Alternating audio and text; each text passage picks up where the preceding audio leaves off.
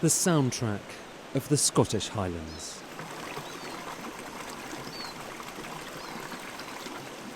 Miles away from the din of heavy industry.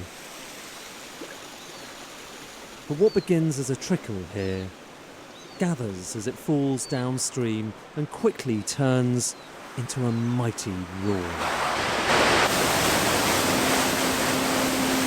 This water falling through the streams here is playing another role in a world riven by geopolitics. It may seem a world away from Donald Trump, the White House and tariffs, but this is the starting point in a long process, a chain reaction that links this country with economic policy in America.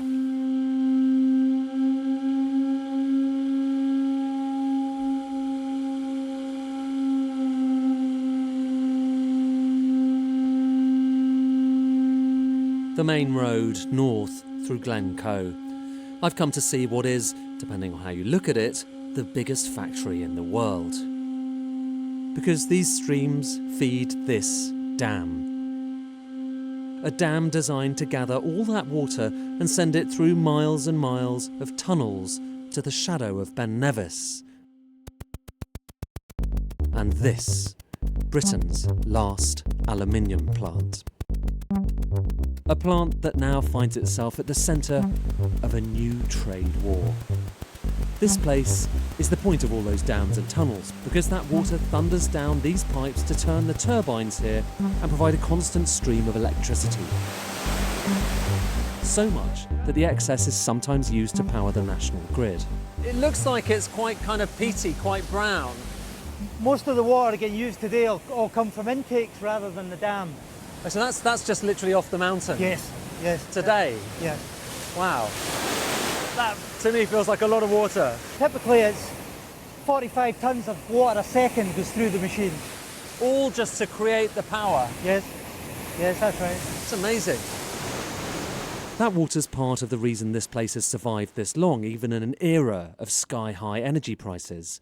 But now, the Fort William plant faces another enormous challenge: tariffs.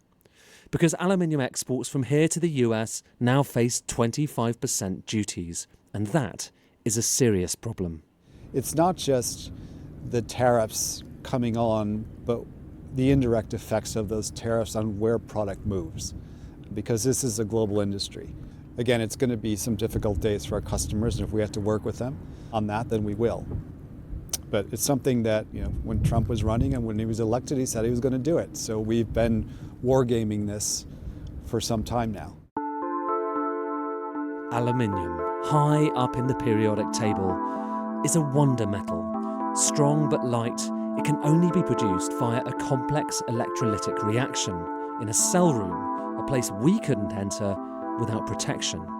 So the reason we've got to put this slightly intense looking mask on is because there's potential fumes of things like hydrogen fluoride, carbon gases as well. There's carbon monoxide as well, carbon dioxide coming out basically as a result of the chemical reaction that's happening inside this room. So here goes nothing.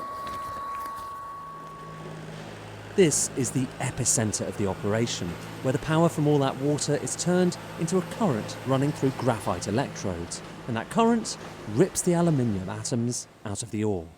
What's the temperature? What's going on inside? 960 degrees. 960 Yes. degrees The inside there. temperature, yes. Once upon a time, this process was so difficult that aluminium was one of the world's most precious metals. Today, these cells churn out tons and tons of the molten metal every day. You see that thing? It almost looks like a vacuum cleaner, and in a sense it is a kind of vacuum cleaner, except it's siphoning up molten aluminium and taking that aluminium into this container, which then goes on and pours it into another container that goes all the way to the casting room.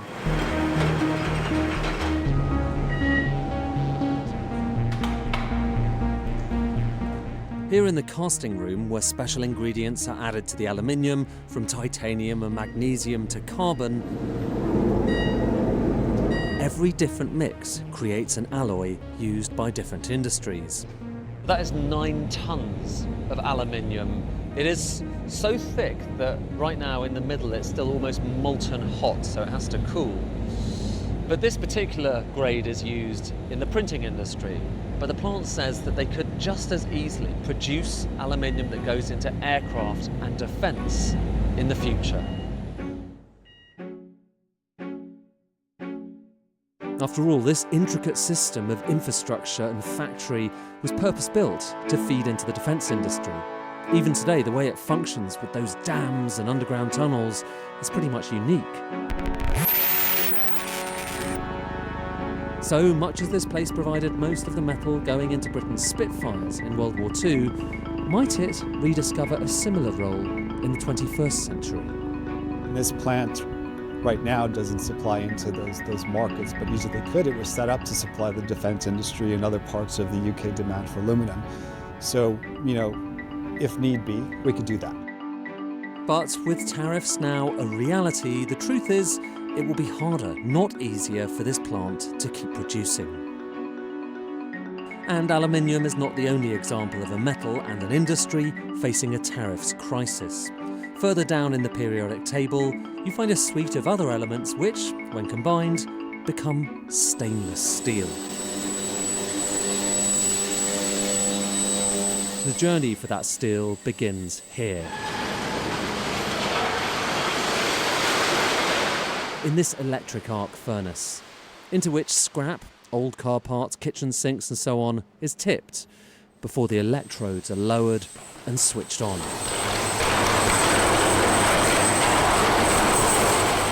That is the sound of a lightning storm in that cauldron, which sucks in more electricity than a small city to melt down the scrap.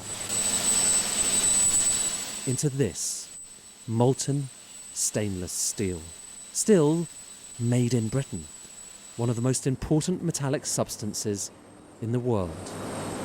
It's processed further and then formed into long bars, billets as they're known. Up to a fifth of them go to the US.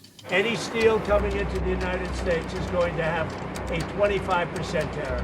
UK will also be hit. As the deadline for those tariffs approached, this company raced to get their steel to America just in time. 2 of their ships were supposed to dock a day or so before, but then they were hit by a storm.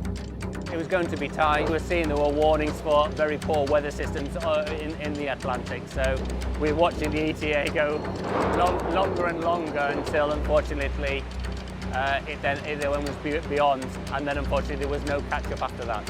The upshot of that is what you said, £3 million. Yes, about £3 million of tariffs to pay, given the 25%. As far as we know, this company is the first major British casualty of Donald Trump's trade war. And this is the reality of tariffs, of arbitrary deadlines costing businesses millions of dollars. In Marchegalia's case, the irony is that stainless steel is simply being shifted from its UK furnace here to its American unit, which will go on to process it further. Even so, still the tariffs have to be paid, and that has consequences. In the future, we will obviously have to take more planning and decide whether the margins are sufficient for us to continue some of this production. This might affect jobs here. So when there's a depressed market and we're losing 15 to 20%, there are some product lines that will be at risk, and with it, there is a fear of job losses, yes. That's more bad news for a sector which has faced decade after decade of job cuts. How's everyone feeling about this kind of roller coaster? With Trump's tariffs, it just feels like it's another nail in the coffin, and it's devastating. It's had a devastating impact on us here specifically because... But people feel it, do they? Yeah, they do. They know what's going on. I mean, everything's happening in the world, everybody's bills are going up and all that, and the one thing we've got here is a good, secure job with good terms and conditions. In the coming months, Donald Trump says there will be more tariffs. So imagine this extrapolated across sectors, across communities, across the country, as companies that thought they had a viable business suddenly don't. But amid the economic damage, there are, surprising as this might sound, some opportunities. Let's travel across the periodic table to tungsten, the toughest of all metals. Used in armour, weapons, drill bits and semiconductors, it is everyone's definition of a critical mineral. Here in Devon, where the landscape is littered with remnants of its mining past, old copper and tin mines are tourist attractions these days. But under the ground here, you'll find an extraordinary thing. One of the single biggest resources of tungsten to be found anywhere in the world. The Hemerdon mine was where Britain's defence industry got the tungsten it needed for its weapons and armour in World War I and II. And at first glance, it looks just like any other mine. Big hole in the ground, big processing plant, big tailings dam for all the waste. But now, look a little closer. Can you see it? No diggers, no workers, no mining.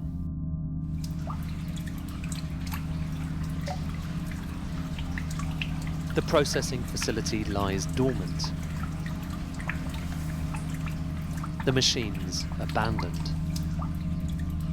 In theory, these could be refining thousands of tons of tungsten every year, turning Britain into a powerhouse.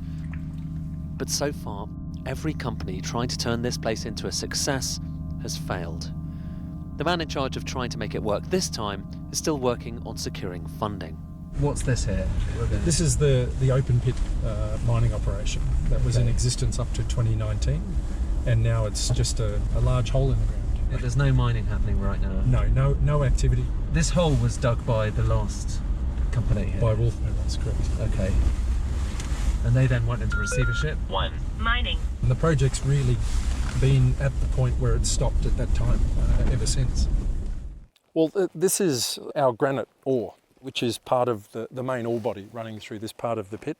You can see the various quartz veins in the granite, and most importantly for us is what you see here. This is tungsten. So this is the material we're recovering. That's the tungsten. You can actually see it? You can, yes. Can I touch it? Yeah, go for it. So that's really rare to find tungsten like that, is it? Elsewhere around the world. You will find a lot of deposits will have a quartz vein hosted tungsten material. We are just blessed with a lot of it, a lot of tons of material, which makes us one of the world's biggest resources of tungsten. And that matters, today more than ever. First, because in a world that's remilitarising, tungsten becomes all important. Second, because right now, 80% of the world's tungsten comes from China. And in retaliation against Donald Trump's tariffs, China has just slapped export controls on tungsten. In other words, this mine could step in just at the critical moment. And the point with tungsten is it's hard. Very hard, very high melting point, and very dense as well, very heavy. And that makes it really important for defence as well. Correct. And that's why it hits NATO's critical metal list as well. It's quite kind of tantalising. It's so close. You can touch it. You can see it. It's here. We're fully permitted, ready to start. Here, in short, is that rare thing, an opportunity from tariffs. There couldn't be a better time in theory. Just as, in theory, Britain has never needed metals like steel and aluminium more. The problem is, businesses crave certainty, but whether it's trade or defence, the world is becoming more uncertain. Well, if there's one thing we've learnt so far from Donald Trump's tariffs plan, it's that we don't really know what's going to happen next. And that uncertainty makes it incredibly difficult to plan. How do you plan to defend yourself if you're a steel maker or an aluminium maker in Britain? How do you plan for an opportunity like this mine? The short answer is it's going to be tough, because we're just living in a far more chaotic world.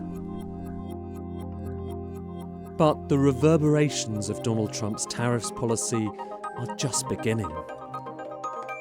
From the south of England to the industrial heartlands where steelmaking began, into the farthest reaches of Scotland, a trade war is beginning, with consequences we are only starting to fathom.